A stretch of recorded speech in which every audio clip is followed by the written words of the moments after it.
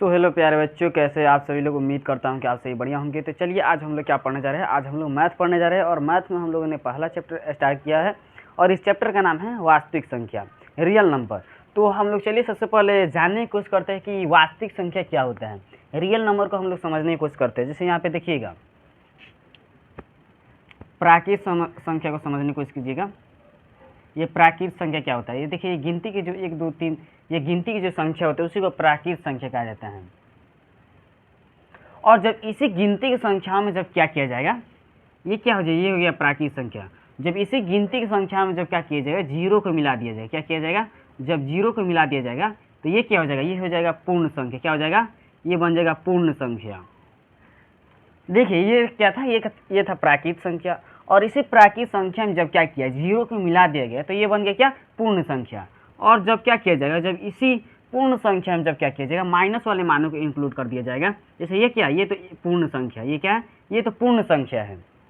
जब इसी में क्या किया जाएगा, माइनस वाले मानों को इंक्लूड कर दिया जाएगा। क्या किया जाएगा, माइनस वाले मानों को इंक्लूड कर दिया जाएगा तो वो क्या हो जाएगा, वो हो जाएगा पूर्णांक। क्या हो जाएगा, ये बन जाएगा पूर्णांक। इतनी सी बात समझ गए। अब देखिए हम आपको ये पूर्णांक संख्या, प्राकृत संख्या समझाने की कोशिश नहीं कर रहे, हम आपको वास्तविक संख्या समझाने की कोशिश कर रहे हैं। इसके बारे में हम लोग डिटेल से जानेंगे। देखिए इसी में आता है एक और क्या होता है, वो होता है परिमेय संख्या। और परिमेय संख्या क्या होता है, देखिए एक हो गया, 2/3, मतलब जो p/q के रूप में लिखा जाए उस वही होता है परिमेय संख्या। और इसी में आता है अपरिमेय संख्या, अपरिमेय संख्या। और देखिए अपरिमेय संख्या क्या होता है, जो रूट में रहता है, जैसे √3 हो गया, √2 हो गया, ये सब क्या, ये अपरिमेय संख्या है। ये पाई हो गया, ये सब क्या, ये सब अपरिमेय संख्या है। अब जब क्या किया जाएगा, इस सब को क्या किया जाएगा, बढ़िया से फीट फाट दिया जाएगा, बढ़िया से इस सब का क्या किया जाएगा, मिला दिया जाएगा, बढ़िया इस सब को मिक्स कर दिया जाएगा। तब जाके हम लोग को क्या प्राप्त होगा, तब जाके मिलेगा हम लोग को रियल नंबर। क्या बनेगा, रियल नंबर। रियल नंबर यानी वास्तविक संख्या। तब जाके हम लोग क्या प्राप्त होगा, वास्तविक संख्या। तो यही है वास्तविक संख्या, प्राकृत संख्या, प्राकृत संख्या। इसको इंग्लिश में क्या बोला जाता है, नेचुरल नंबर। प्राकृत संख्या, इसको इंग्लिश में क्या बोला जाता है, नेचुरल नंबर। ये प्राकृतिक संख्या, इसको इंग्लिश में बोला जाता है नेचुरल नंबर। अब ये जानिए कि प्राकृतिक संख्या क्या होता है। देखिए आप लोग गिनती तो जानते होंगे कि गिनती तो आप सभी को आता होगा। वह सब गिनतियाँ जो है ना, ये है प्राकृतिक संख्या। तो ये क्या होता है, गिनती के जितने भी संख्या होता है, देखिए इसके बारे में क्या लिखा जाएगा, गिनती के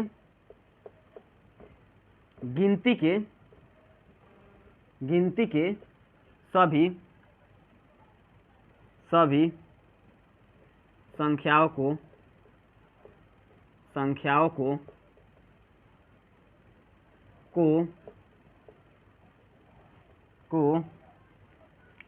क्या कहा जाता है, गिनती की सभी संख्या क्या कहा जाता है, प्राकृत संख्या कहा जाता है। देखिए गिनती के जितने भी संख्या होता है उन सभी को क्या कहा जाता है, प्राकृत संख्या कहा जाता है। एग्जाम्पल में यहाँ पे देखिए, गिनती में यही ना गिनती है, 1 2 3 4 5, ये सब क्या है, ये गिनती है। और ये क्या हो जाएगा, इसका अंत है कहीं नहीं है, तो ये क्या हो जाएगा, अनंत। एक से क्या हो जाएगा, अनंत।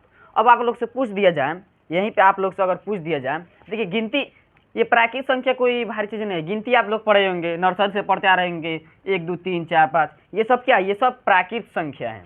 इसी को क्या बोला जाता है, प्राकृतिक संख्या। अब देखिए अगर आपसे पूछ लिया जाए कि सबसे छोटी प्राकृतिक संख्या क्या होगा, सबसे छोटी प्राकृतिक संख्या क्या होगा, तो आप लोग क्या बताइएगा। अगर आप लोग से पूछ लिया जाए कि सबसे छोटी जो है प्राकृतिक संख्या क्या होता है, तो वो क्या होता है, तो देखिए सबसे छोटी इसमें कौन दिखाई दे रहा है, तो एक, तो सबसे छोटी प्राकृतिक संख्या क्या होता है, 1 होता है। इतनी सी बात समझ गए। वहीं आप लोग से अगर पूछ लिया जाए कि सबसे बड़ी प्राकृतिक संख्या जो है क्या होता है, तो क्या होगा, अब बताइए ना, सबसे बड़ी प्राकृतिक संख्या क्या होता है। अब बताइए संख्याओं कोई अंत है नहीं है ना, तो सबसे बड़ी प्राकृतिक संख्या क्या होगा, अनंत होगा। क्या होगा, अनंत होगा। इतनी सी बात समझ। ये क्या है, ये अनंत का चिन्ह है, इसको क्या बोला जाता है, अनंत बोला जाता है। समझे इतना बात। तो देखिए वहीं आप लोग से एक और सवाल पूछता है यहाँ पे, प्रथम n प्राकृत संख्याओं का योग, प्रथम n प्राकृत संख्याओं का योग। तो इसके लिए सूत्र जो होता है, इसके लिए क्या सूत्र होता है, इसके लिए सूत्र होता है n इंटू एन प्लस 1/2। अगर वहीं आपसे पूछ लिया जाए कि प्रथम 6n प्राकृत संख्याओं का योग क्या होगा, तो यहाँ पे n का मान क्या है, n के मान 6 है, तो यहाँ पे 6 लिख दीजिएगा। जैसे देखिए प्रथम प्राकृत संख्या का हो रहा है, तो 1 होगा, 2 होगा, 3 होगा, 4 होगा, 5 होगा, 6 होगा, यही ना प्रथम 6 प्राकृत संख्या होगा। तो सीधे n का मान कितना है, इसको गिन लो, 1 2 3 4 5 6, तो 6 है, यहाँ पे पहले भी 6 लिखा गया है। तो 6 इंटू 6 प्लस 1 बटा 2, तो देखिए यहाँ पे 6 इंटू है कितना हो जाए 7 बटा 2, तो 6 7 42/2, तो ये कितना हो जाएगा 21। अब देखिए ऐसे भी जांच कर सकते हैं इसको, देखिए यहाँ पे कैसे हो जाएगा, यहाँ पे इसको ऐसे भी जांच कर सकते हैं, ये कितना है 1 plus 2 plus 3 plus 4 plus 5 plus 6। अब देखिए 1 2 3 3 3 6 6 4 10 10 5 15 15 6 21 हो गया, इस तरह भी 21 आ गया। तो ये जो होता है ये क्या है, प्रथम n प्राकृत संख्याओं का जो सूत्र होता है वो n इंटू एन प्लस 1/2 होता है। तो ये सब सूत्र जो है याद रखिएगा, ये बहुत काम आएगा। ऑब्जेक्टिव में जो है ना ये सब बहुत इस टाइप का क्वेश्चन पूछ देता है, तो ज़्यादा उसमें समय लगाने लगते हैं। अब वहीं पूछ देगा कि 50 प्राकृत संख्याओं का योग बताओ, प्रथम 50 प्राकृत संख्या का योग बताओ, तब 1 2 लिख के तब जोड़ेगा, उतना बहुत लंबा प्रोसेस हो जाएगा। सीधे क्या करेगा 50 इंटू 50 प्लस 1/2, ये सूत्र पे बैठाएगा और बना देगा। तो ये सूत्र जो है ना, ये इस सूत्र को याद रखा है, प्रथम n प्राकृत संख्या का योग जो होता है n इंटू एन प्लस 1/2 होता है। इतनी सी बात समझ गए। अब देखिए यहाँ पे, अब हम लोग चलते हैं कहाँ पे, अब हम लोग चलते हैं पूर्ण संख्या पे। ये पूर्ण संख्या क्या होता है, अब देखिए यहाँ पे हम लोग पूर्ण संख्या को समझने की कोशिश करते हैं।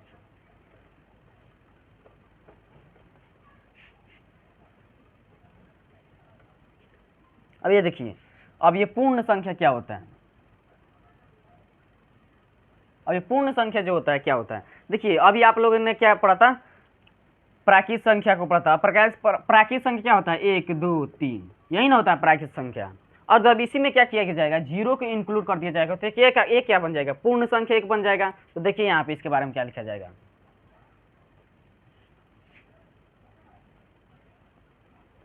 प्राकृत संख्याओं के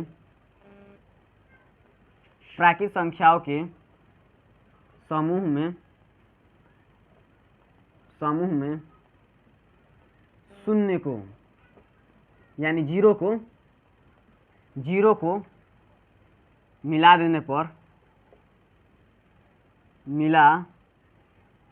पर प्राप्त संख्या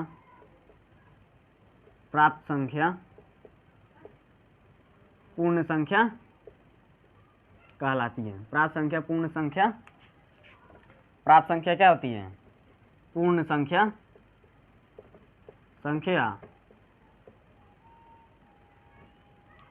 पूर्ण संख्या कहलाती है।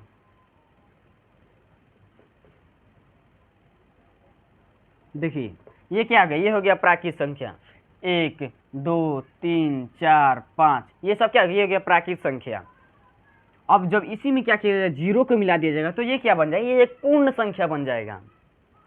देखिए ये तो है, ये क्या है, ये प्राकृत संख्या, और इसी में क्या किया गया, जब जीरो को मिला दिया गया तो ये क्या बन गया, एक पूर्ण संख्या बन गया। तो ये पूर्ण संख्या देखिए अनंत तक हो जाएगा, संख्याओं कोई अंत है नहीं है ना। तो देखिए अगर यहीं पे आपसे पूछ लिया जाए कि सबसे छोटी जो है ना, छोटी पूर्ण संख्या क्या होगी, पूर्ण संख्या क्या होगी, तो सबसे छोटी पूर्ण संख्या जो है क्या होगा, तो सबसे छोटी पूर्ण संख्या क्या होगा, 0 होगा। अगर कोई आपसे पूछ ले कि सबसे छोटी पूर्ण संख्या क्या होगा, तो क्या होता है, 0 होता है। और वहीं आपसे पूछ लिया जाए कि सबसे बड़ी पूर्ण संख्या। वहीं आपसे अगर पूछ लिया जाए कि सबसे बड़ी पूर्ण संख्या, तो वो क्या हो जाएगा? अनंत हो जाएगा। क्या हो जाएगा? अनंत हो जाएगा। इतनी से बात समझ गए। इसमें भी अगर पूछ लिया जाए कि प्रथम n पूर्ण संख्याओं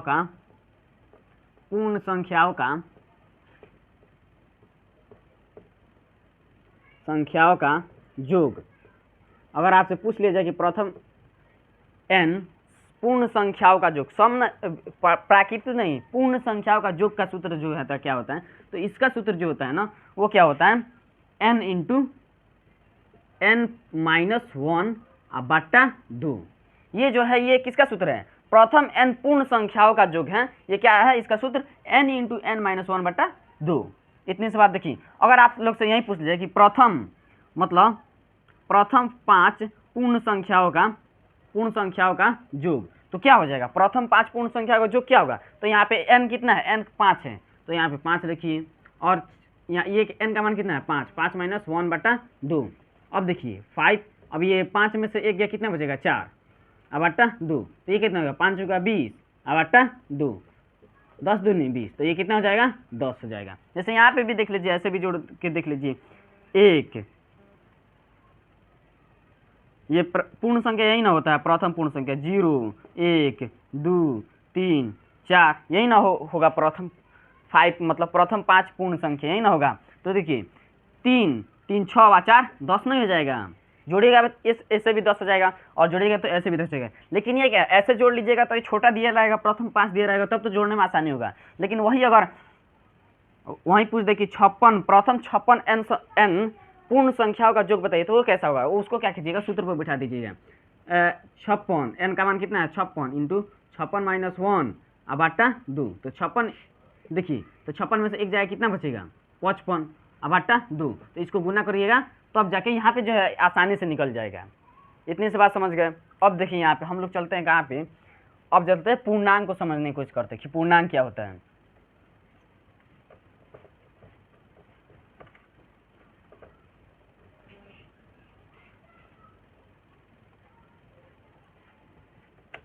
अब देखिए यहाँ पे हम लोग समझते हैं कि पूर्णांक संख्या क्या होता है, इसको हम लोग समझने की कोशिश करते हैं।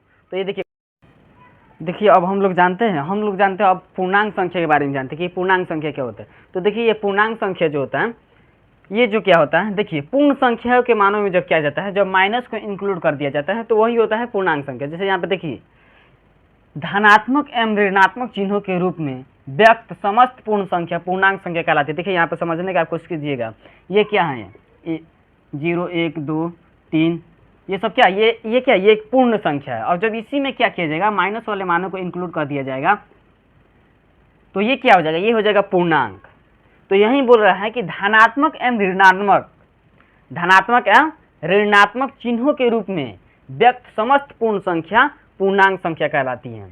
तो जिसमें प्लस और माइनस दोनों रहे, वही क्या होता है? वही होता है पूर्णांक संख्या। इतनी सी बात समझ गए। और वहीं आपसे पूछ लिया जाए कि सबसे जो छोटी पूर्णांक संख्या होती है वो क्या होती है? सबसे छोटी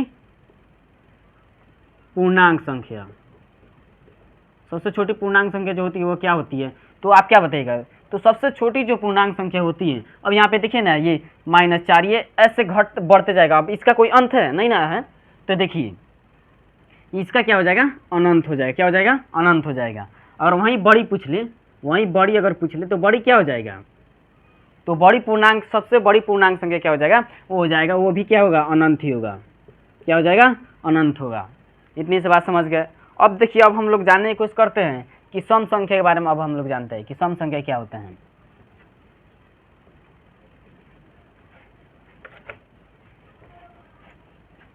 तो देखिए सम संख्या, इस सम संख्या के बारे में हम लोग जानने की कोशिश करते हैं। देखिए ये सम संख्या क्या होता है? जो 2 से पूरी कर जाए उसी को सम संख्या कहा जाता है। तो देखिए यहाँ पे वैसी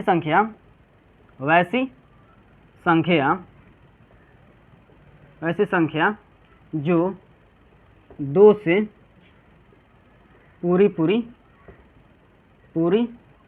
पूरी विभाजित हो, यानी कट जाए, विभाजित विभाजित हो उसे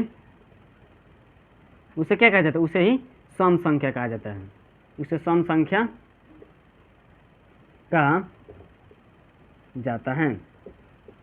देखिए यहाँ पे समझाते हैं कि सम संख्या क्या होता है। तो देखिए ये दो क्या है, दो दो से कटेगा कि नहीं, कट जाएगा, दो एकम दो, एक बार में कट जाएगा, लेकिन ये दो से कट जा रहा है, कट रहा है कि नहीं, तो ये क्या है, ये भी सम संख्या है। ये चार सम संख्या है कि नहीं, ये भी है, ये दो से नहीं कट जाएगा, चार, छः क्या है सम संख्या है कि नहीं, ये भी कट जाएगा, 8, 10, 12, ये क्या है, ये सब क्या है, ये सब है सम संख्या। तो सम संख्या वो होता है जो दो से पूरी पूरी कट जाता है, जो जिसमें दो से भाग लग जाता हो, वही होता है सम संख्या।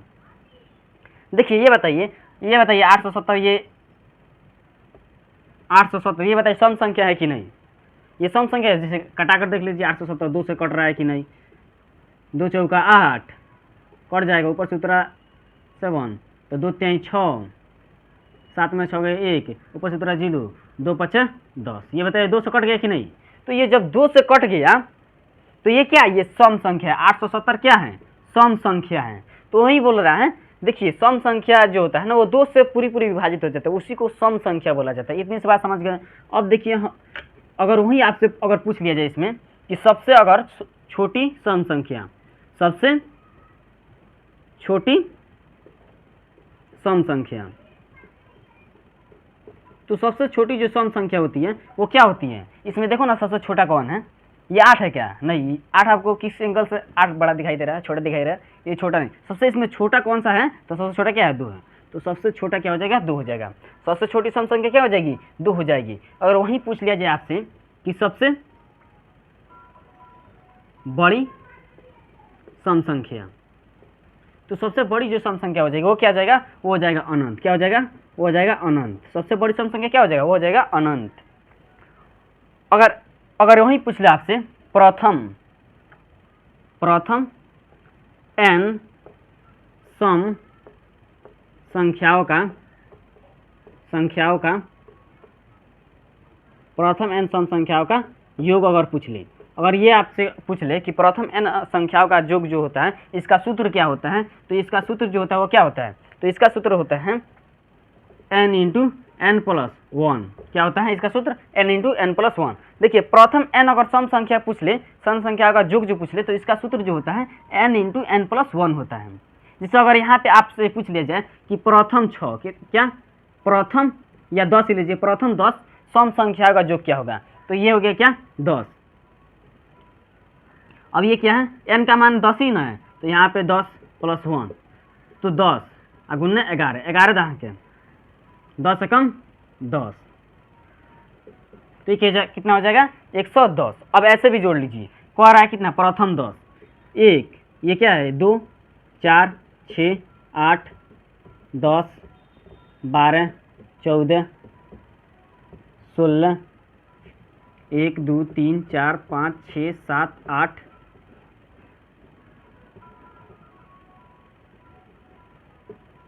तो देखिए 1 2 3 4 5 6 7 8 9 10, तो ये 10 हो गया। वही पूछ रहा है कि प्रथम 10 सम संख्या का योग क्या होगा, तो इस सबको जोड़ो, इसमें प्लस करो, इसको भी प्लस करो, इसको भी प्लस करो, इस सबको प्लस करो,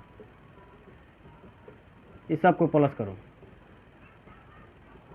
इस सबको प्लस करो, तो ये कितना आएगा, मान कितना आएगा, 110 आएगा। जोड़कर देख लो, तो ये क्या होता है, ये प्रथम n सम संख्या का योग निकालने का ये सूत्र होता है, n इंटू एन प्लस 1। ये क्या होता है, ये सूत्र होता है। तो ये ऐसे क्वेश्चन जो ऑब्जेक्टिव टाइप में क्वेश्चन ऐसे पूछता है, तो ये सूत्र को आप लोग को ध्यान में रखना होगा। इतनी से बात समझ गए। अब चलिए हम लोग देखते हैं विषम संख्या के बारे में।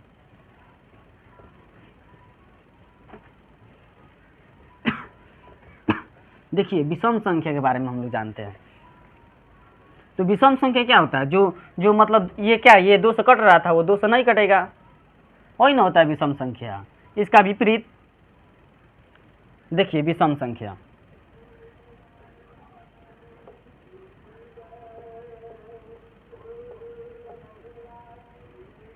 अब देखिए विषम संख्या जो होता है ये देखिए वैसी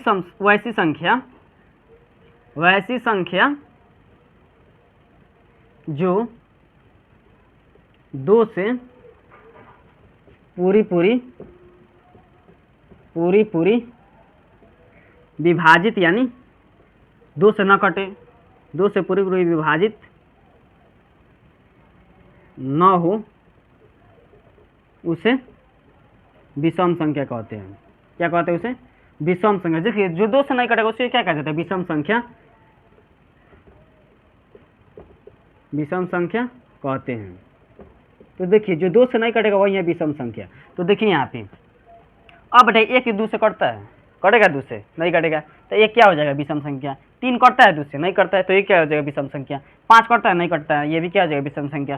7 करता है? नहीं करता है, ये भी क्या हो जाएगा? विषम संख्या। 9 करता है? नहीं करता है, ये भी क्या हो जाएगा? विषम संख्या।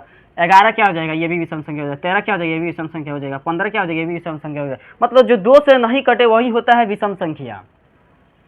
अब बताइए आपसे, ये क्या? बताइए ये क्या है? ये विषम संख्या है कि सम संख्या? ये विषम संख्या है कि सम संख्या है? 29। तो ये क्या है? ये 2 से कटेगा?